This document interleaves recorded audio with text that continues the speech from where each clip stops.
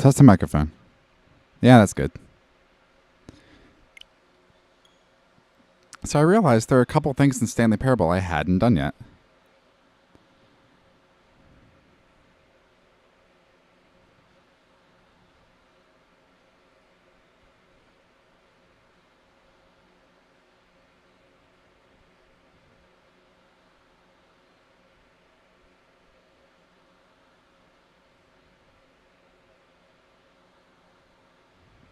There's one in the normal route, and then the rest are like bucket routes.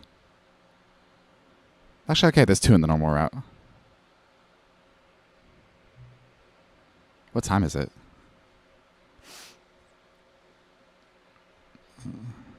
Does anyone really truly know? Of course they don't. Nobody knows anything. You and I don't even know each other. We're like strangers. Sure, I've adjusted all the game settings to your exact specifications, but who hasn't? It's just what I do, like a day job. And now the job is over. There's no more information for me to gather. I've collected all the data on you that I need. And still, I don't really know you. And you don't know me. And neither of us know what time it is. I guess some settings are just unsettable. But if I'm being totally honest, the clock doesn't do anything in the game anyway. You won't have me here when the game starts next time, but that's okay. Video games were meant to be played alone. I don't think so. You like being alone, don't you?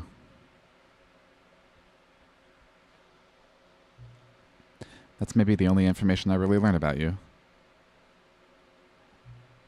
Well, it's time for me to leave. There's still one more setting that we need to adjust, but it may take a little time before I'm ready for that. It's not really in my job description, but that's okay. Perhaps you'll see me again, if you can find me. Talk soon.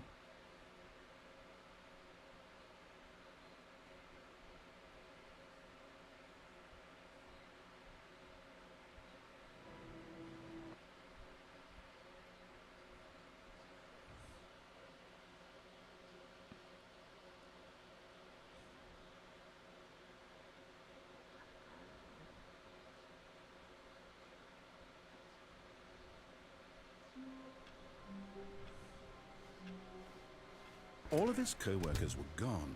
What could it mean? Stanley decided to go to the meeting room. Perhaps he had simply missed a memo. Is that loud enough? I'm going to turn the volume up a little bit.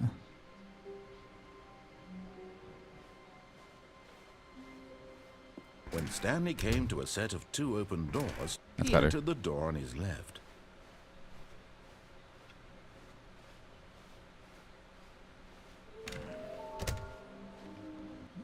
Near a fireplace. I'm still confused about that one. Coming to a staircase, Stanley walked upstairs to his boss's office. All right.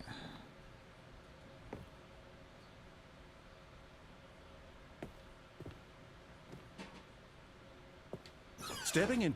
Yes. Okay.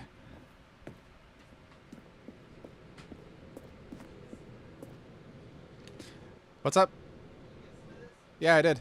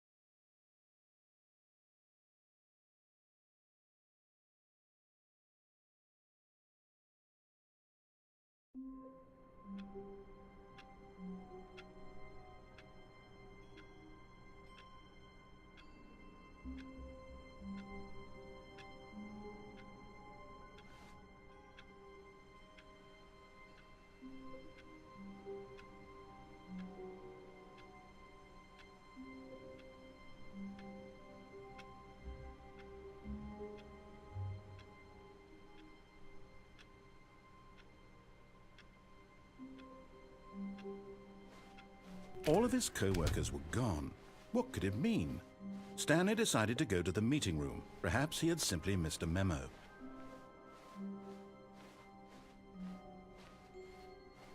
When Stanley came to a set of 2 open doors, he entered the door on his left.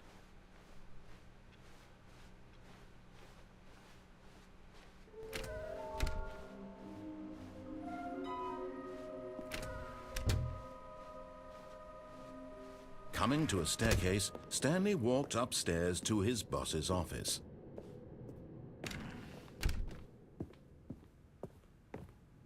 Stepping into his manager's office, Stanley was once again stunned to discover not an indication of any human life.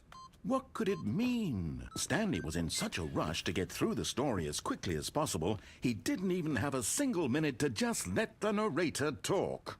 That kind of anxiety isn't healthy. So he relaxed for a few moments with some calming New Age music.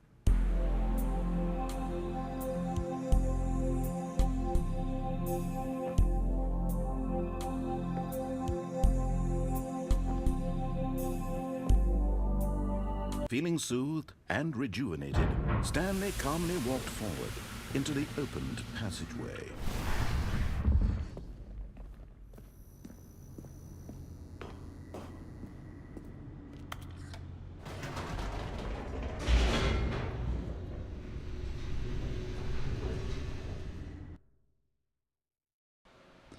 I haven't done the explosion ending yet, so I'll do that next.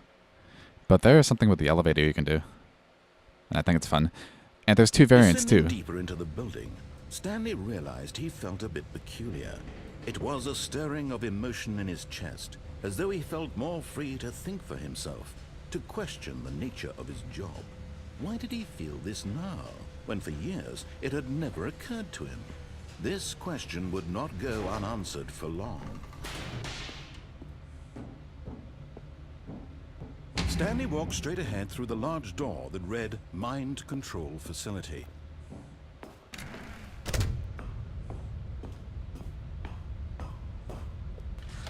The lights rose on an enormous room packed with television screens. What horrible secret did this place Do I want to do it? Stanley thought to himself. Did he have the strength to find out?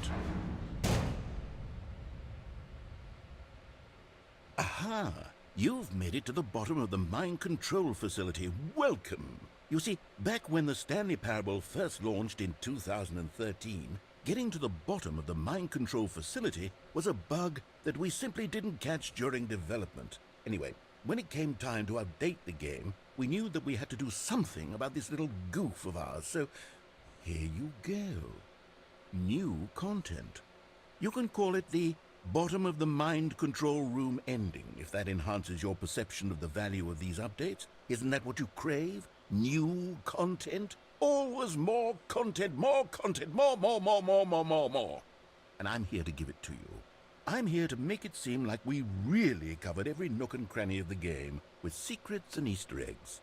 How about this? We wrote a new piece of music just for this section. You won't hear it anywhere else in the game. It's a secret that's just for you. That's how special you are. We call this track, Good Job You've Made It to the Bottom of the Mind Control Facility. Well done.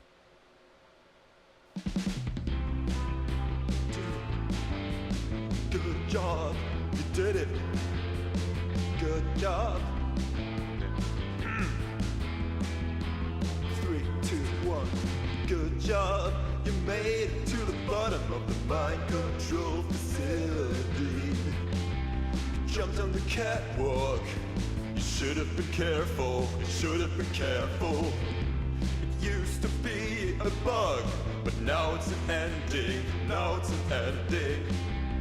I believe in you. I believe in your ability to cross this barrier and chase your dreams.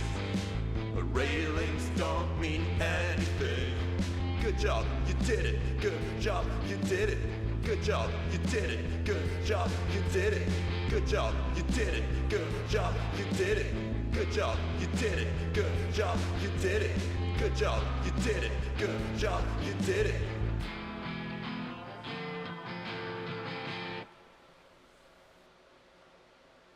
Oh, okay.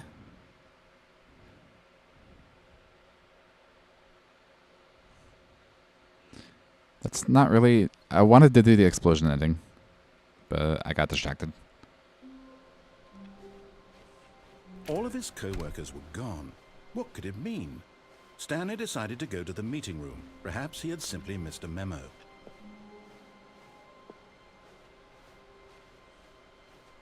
When Stanley came to a set of 2 open doors, he entered the door on his left.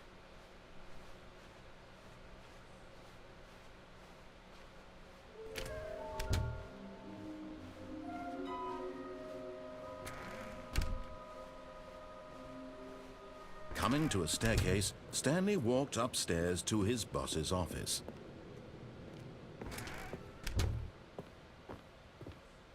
Okay, I think we all know the drill by now. Blah, blah, blah. Dark secrets, the keypad, Stanley pushes some buttons. Oh, hey, look, it's a new passageway. Kill surprise. Oh my gosh. That was hilarious.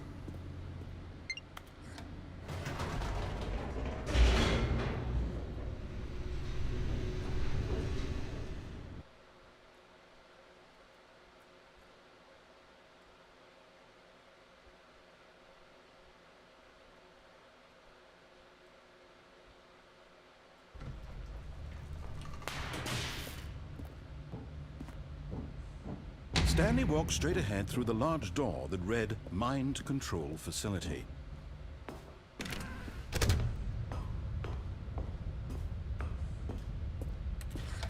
The lights rose on an enormous room packed with television screens. What horrible secret did this place hold? Stanley thought to himself. Did he have the strength to find out?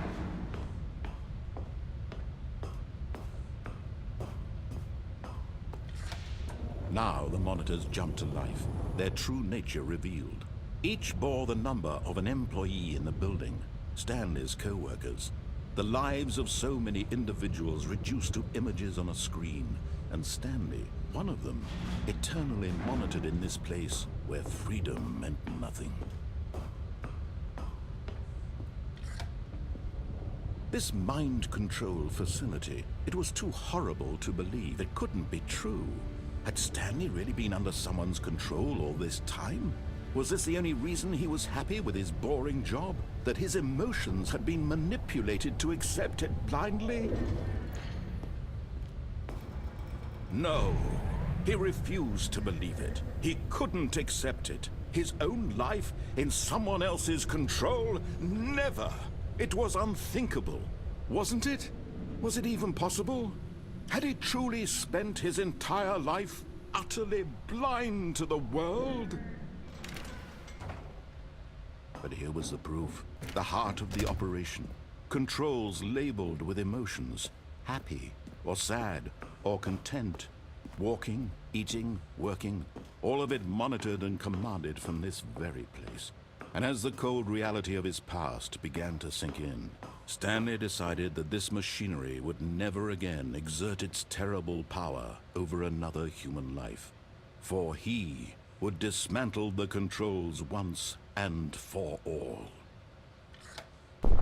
Oh, Stanley, you didn't just activate the controls, did you?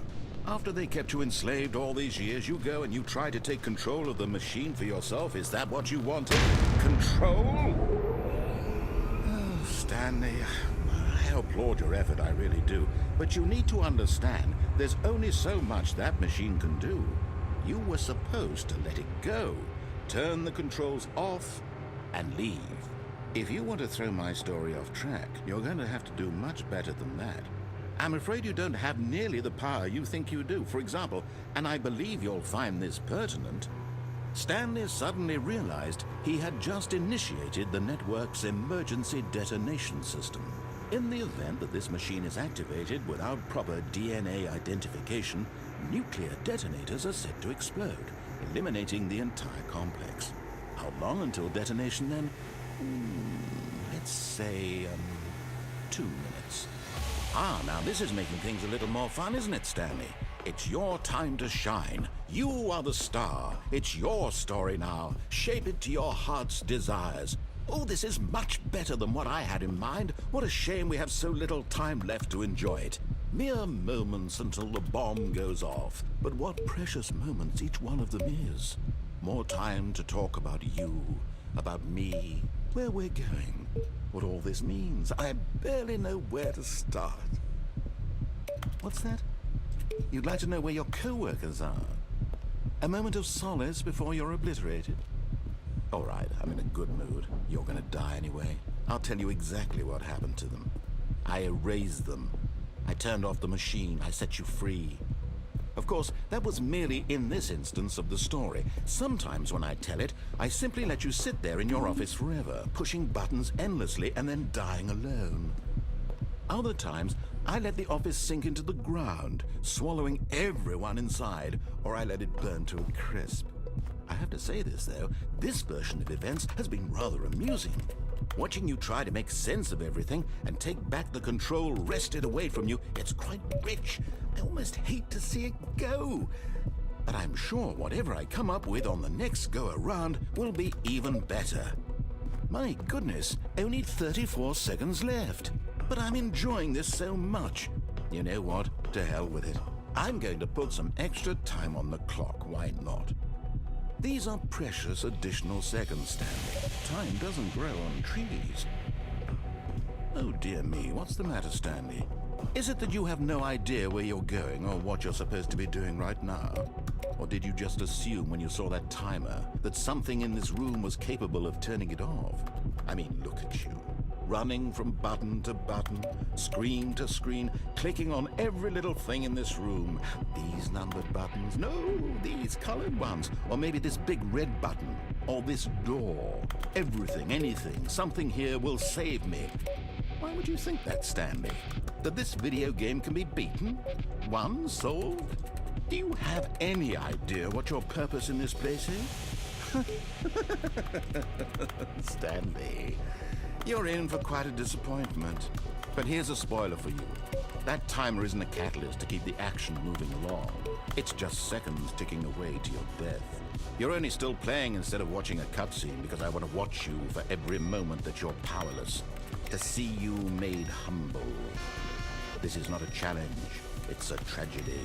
You wanted to control this world, that's fine. But I'm going to destroy it first, so you can't. Take a look at the clock, Stanley. That's 30 seconds you have left to struggle. 30 seconds until a big boom and then nothing. No ending here, just you being blown to pieces. Will you cling desperately to your frail life, or will you let it go peacefully? Another choice. Make it count, or don't. It's all the same to me, all a part of the joke.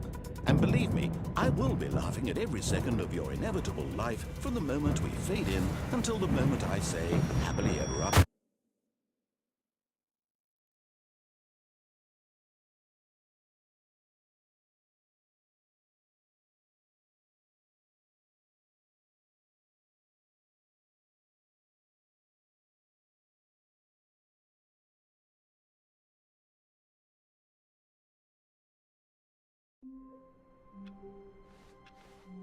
All of his co-workers were gone. What could it mean? Stanley decided to go to the meeting room. Perhaps he had simply missed a memo.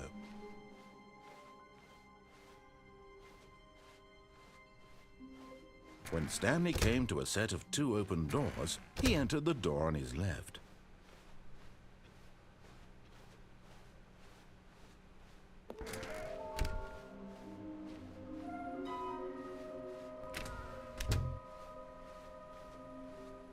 Coming to a staircase, Stanley walked upstairs to his boss's office.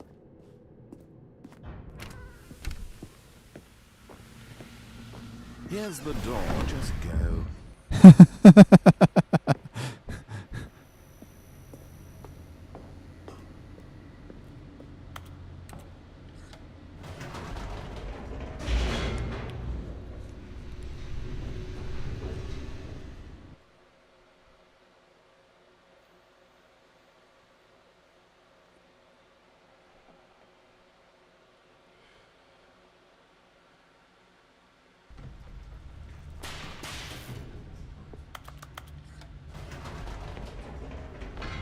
Whoops. Nope. Never mind. Stanley actually got back into the elevator and went back up. Silly me. Why did Stanley do that when he knew that it would just lead back to his boss's office? Well, that's a great question. I just can't wait to find out.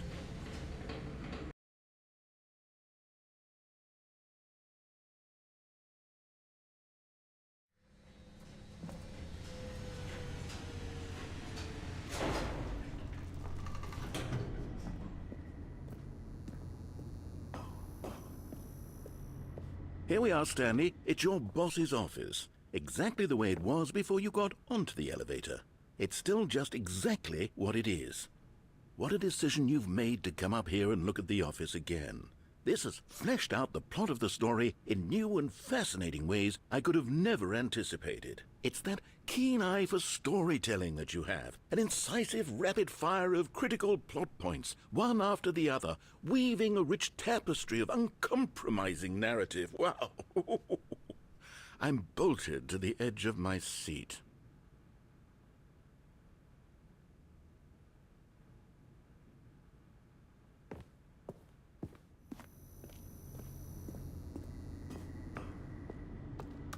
Incredible. Now he's getting back into the elevator and going down again. Ladies and gentlemen, how does he keep coming up with all of this?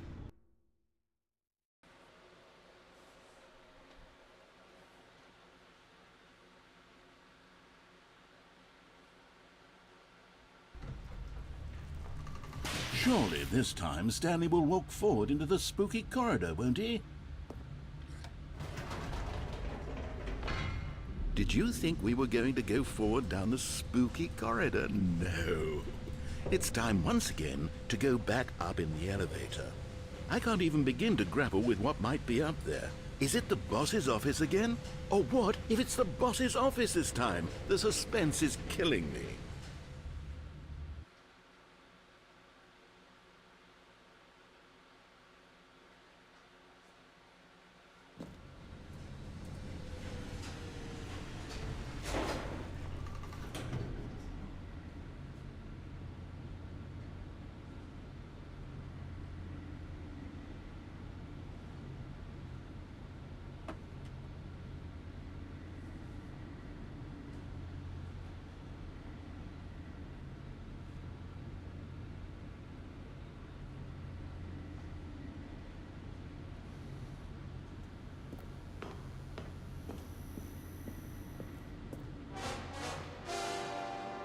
Oh my God, it's the boss's office.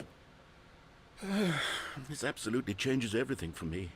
Give me a time out here for a minute while I process this.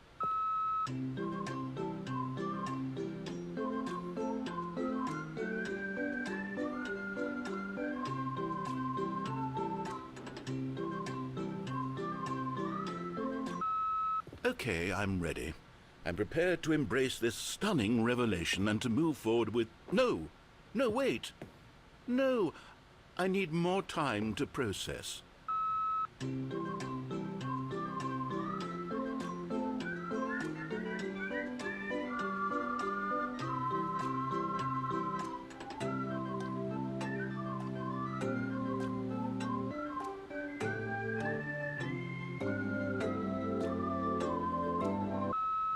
All right.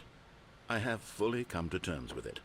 I have made space in my worldview for this astonishing new reality.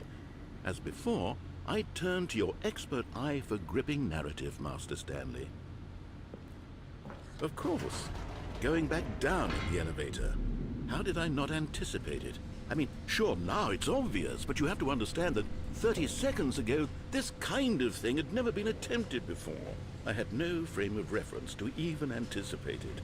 That's just how revelatory Stanley's decision-making is. A breath of fresh air in a landscape of storytelling that has grown stale and repetitive.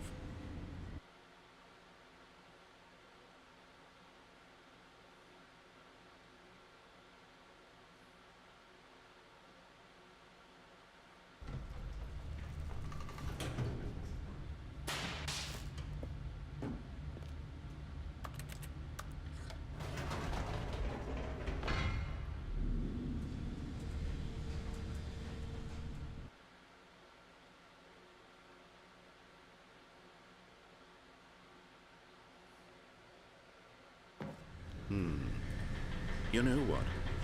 I've just thought of something. Hold on, let's stop for a moment. Don't you realize? It's the anticipation, Stanley. You and I, we have no way of knowing what will be at the top of this elevator. But the suspense, the agony of waiting and anticipating and having to guess, that's the real thrill. Oh, I simply don't want to let that feeling go. It's so precious, so fleeting. Why don't we take this elevator ride nice and slow? There we go. Isn't this so much more exciting? You know, Stanley, it seems like nowadays the only thing that audiences want is to be shocked as loudly and frequently as possible. They want big, explosive moments flung right in their faces from the very moment that things get started. But where's the tension? Where's the trust in the audience to build a slow and nuanced appreciation for the story, the characters? Why aren't we given time to imagine the surprises, to have to think and to anticipate and then to marvel at the eventual reveal? This is storytelling, Stanley. What you and I are doing right now. This is the most exciting narrative to be developed in years, and it's really all because of you. You're the one who took this bold step of revisiting the exact same locations over and over. Truly, I mean it. This is unique and different. It's not like anything else out there. You see, I want stories that surprise me, Stanley. I want to have to think. I want to be engaged and not pandered to. We're being fed such unimaginative drivel all the time, and we all know it, which is why we're so starved for content that makes us feel sharp and vital and alive.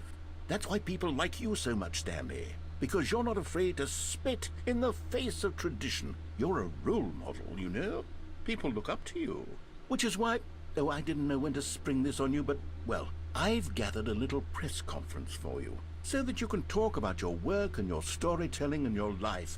Yes, I know you're not much for the public eye, but I thought it would especially mean a lot to the people who have been following you from the beginning. They really look up to you, Stanley. I don't know if you realize the impact you have on them. This is the kind of gesture that might leave a tremendous impact on them for the better.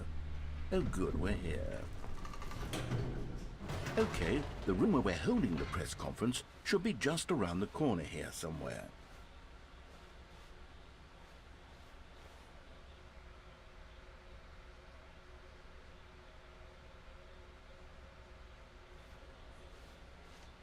Ah, yes, here it is, just through this door. All right, are you ready? I've told them you're going to speak a little bit about the nature of surprise in storytelling and what it means to craft a truly unpredictable narrative. Oh, don't worry, you'll do great. Just be yourself and speak from the heart. I'm really proud of you, Stanley. Okay, it looks like they're ready for you. Go get 'em.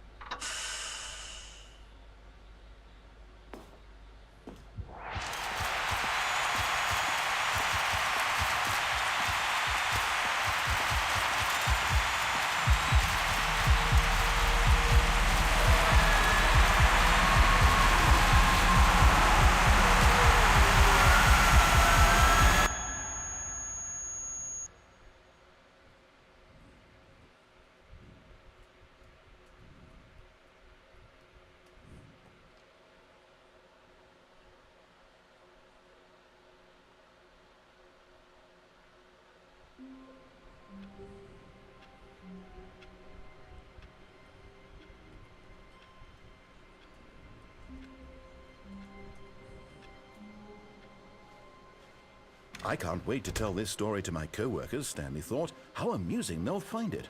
Oh, won't we all just laugh and laugh at the time I thought everyone had gone missing. It takes a lot of humility to carry a bucket so magnificent. Stanley checked his ego and then proceeded onward. Stanley clutched the bucket tightly to his chest and entered the door on his left.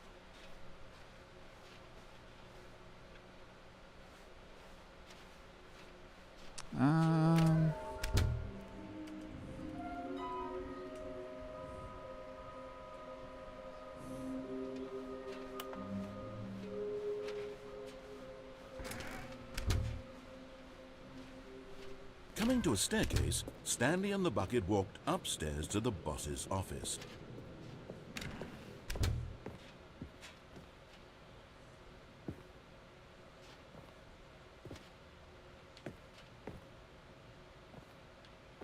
stepping... Because it is different.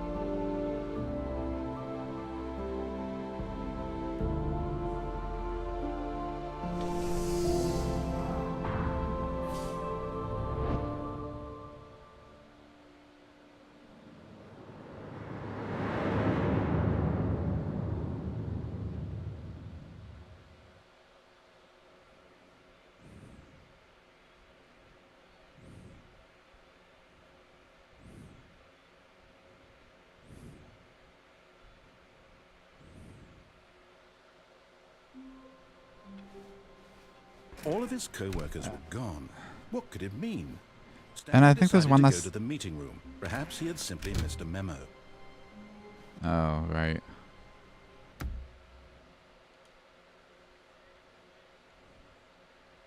I think there's only one more thing I have to do. I think. What if I go to the bottom of the thing with the bucket? Would it be different? All of his co-workers were gone. What could it mean? Ooh. Stanley decided to go to the meeting room. Perhaps he had simply missed a memo. Ooh, they're all like that. No matter how hard Stanley looked, he couldn't find a trace of his co-workers. Replacement bucket. And try not to lose this one too, you dolt. Stanley clutched the bucket tightly to his chest and entered the door on his left.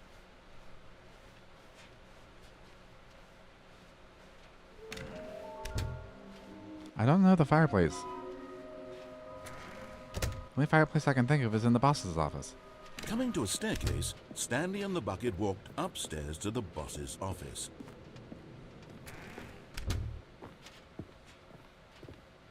Stepping into his manager's office, Stanley was once again stunned to discover not an indication of any human life. Crushed by the weight of this revelation, but Stanley guessed the correct code by sheer luck. Was it that the bucket knew all along? Was the bucket guiding him? Yes, this is certainly the most logical explanation.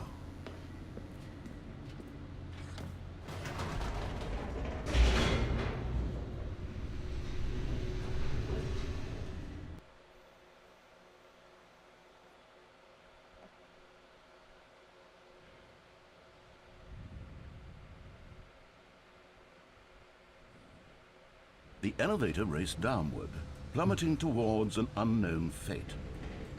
It would be all Stanley could do to keep himself together, if not for the bucket. Soothing him, comforting him, reassuring that in this darkest moment of uncertainty, he would be all right. The bucket is here for you, Stanley. Everything will be fine. Wait, Stanley said to the bucket. Can we go back up? When I was pressing those keypad buttons, there was something very intriguing about the number 3. I want to go back so I can try pressing the number 3 again. The bucket said nothing.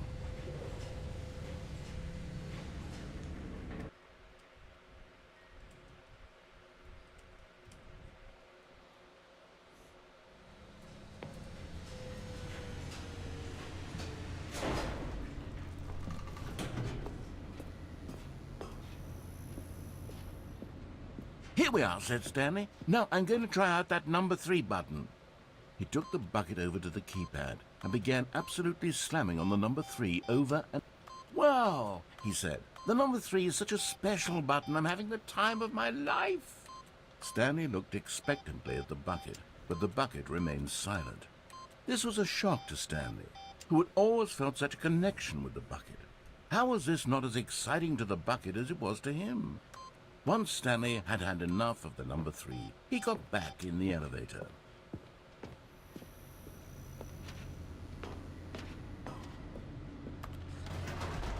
Perhaps the bucket had missed something.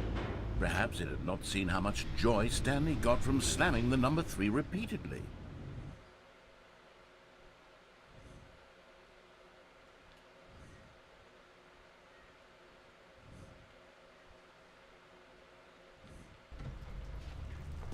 A hint of regret nagged in the back of Stanley's mind. Stanley and the bucket walked straight ahead through the large door that read, Mind Control Facility. No, said Stanley to the bucket. You can't go on yet. Not till you understand how much the number 3 means to me. You and I have been through so much together, and I just want you to see what I see. Feel the happiness I feel. He smiled at the bucket, and the bucket said nothing.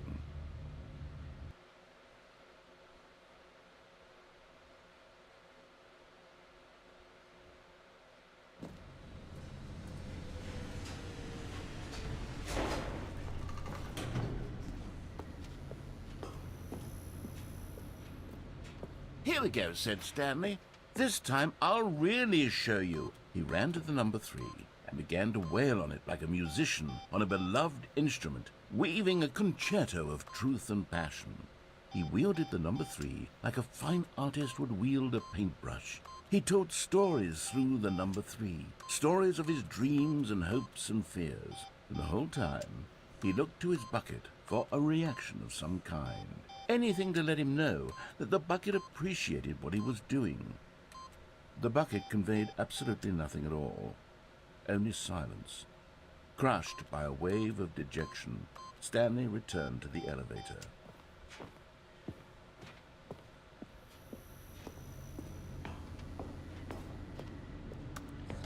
Stanley and the bucket were so close. They'd always been there for one another. Why suddenly could the bucket not connect with this passion of Stanley's?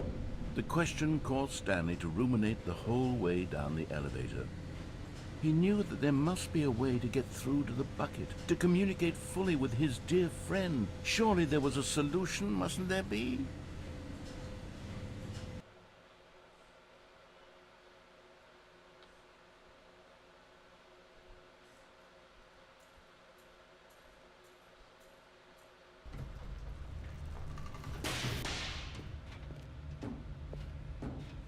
Stanley and the bucket walked straight ahead through the large door that read, Mind Control Facility.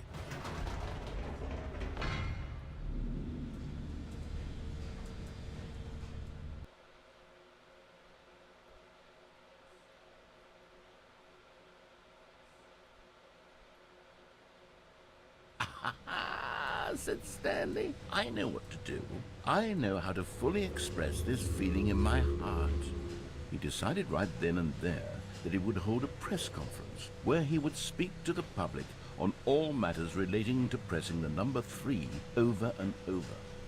He would elaborate fully on what the number 3 meant to him and why he felt so alive when pressing it. Then the bucket would be able to see his joy through the eyes of others.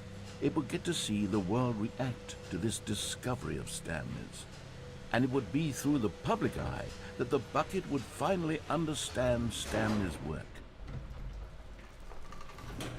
For months, he advertised and marketed his press conference, building excitement around it, developing and rehearsing it, until it couldn't be refined a single measure further. When the big day arrived, Stanley was as prepared as he'd ever been for anything in his life. This was it. One last chance to win the bucket over. One opportunity to share a true connection with a loved one.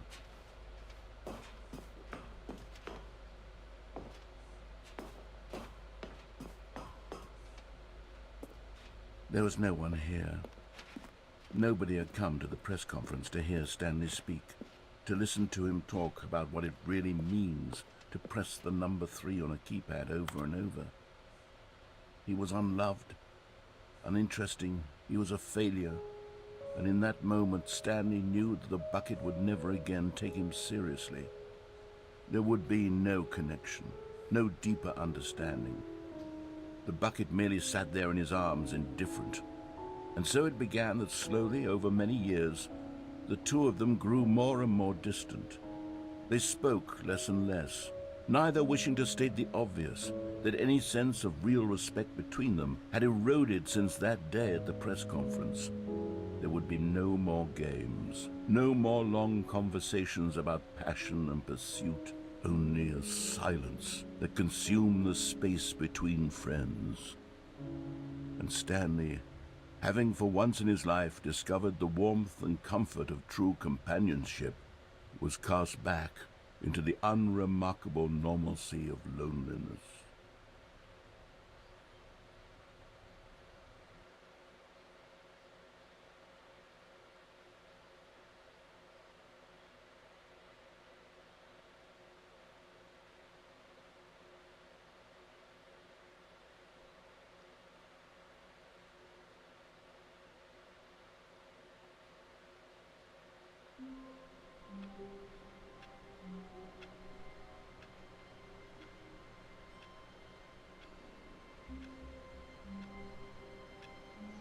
So I think I did all the endings then.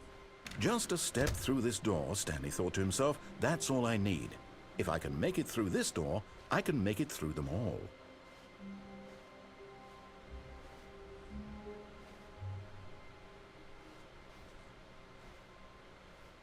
I don't want to do this one.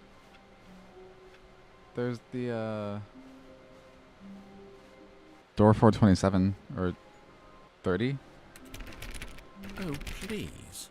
Are you really just doing this for the achievement? Click a door 5 times. Is that all that you think an achievement is worth? No. I can't just give these merits away for such little effort. A measly 5 clicks.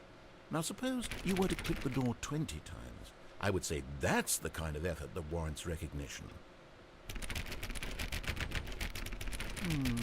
I have to say, I'm still not feeling the satisfaction of witnessing true effort for a noble cause. Perhaps 50 clicks will do it. Yes, almost certainly 50 clicks.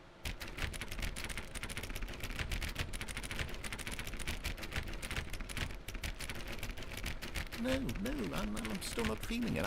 I want this achievement to have meant something. It has to be a true reward for valiant effort. I want to see some hustle, Stanley. I want to see commitment, a willingness to go all the way, no matter what the cost. Why don't you go put 20 clicks into door number 417?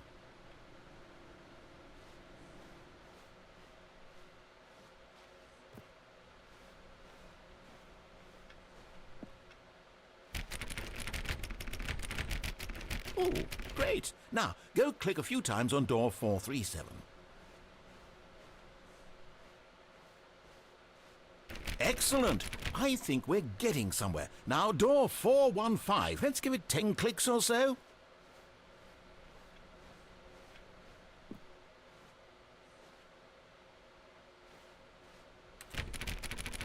Now, back to door number 437.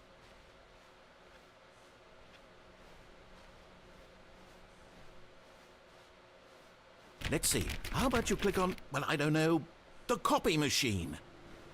All right, back to room 417. I'm really feeling it now. I think we're getting somewhere.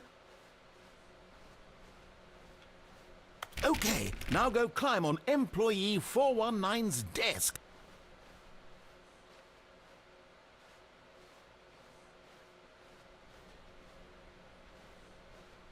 Yes! This is great! You're putting it all on the line, Stanley. I like that. All right, let's keep it up. Go give me a few clicks on door 416.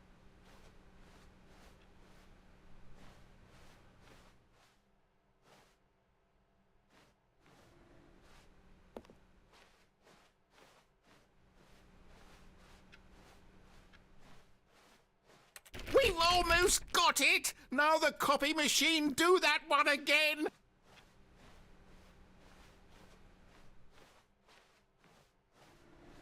Finish it off, Stanley! 5 clicks on door 430! Yes! We did it! Oh, wow. That felt amazing. Oh, you really earned it, Stanley. Nothing could hold you back. Yes, I'm very proud of how far we've come today. Just think, only a few minutes ago you believed an achievement was worth 5 little clicks. Really now, what were you thinking? Okay, so that's all I'm going to do for today. Because now my Discord friend is calling me. So I gotta go. Thanks for watching.